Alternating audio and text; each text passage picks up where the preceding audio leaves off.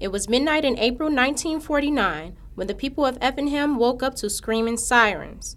St. Anthony's Hospital was filled with flames. 77 lives, patients, employees, and nurses died in the fire. One of those nurses was a young Fern Riley who worked in the maternity ward. She refused to leave the baby she was assigned to care for. Riley's brothers, Ralph and John, attended today's tribute and say they're touched by the community support. It means a lot to me, and it means that the people of the area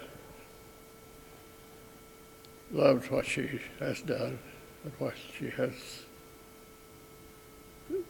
went through and suffered. They have felt sore, and I appreciate it. Me, I was older than she was, but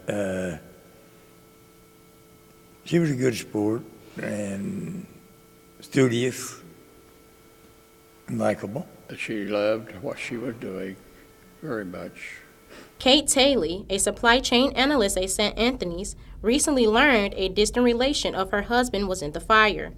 Taylor says it means a lot the hospital commemorates this historical incident. It actually brings it a little bit more closer to home than what it did before. I mean, I absolutely take a lot of pride in knowing that I'm working at a place that has so much history, and the fire was very traumatic for a lot of people and the community, and that the community turned around and built this place back up. Ryan Jennings, Chief Medical Officer at St. Anthony's, says the fire brought changes nationwide to make hospitals safer.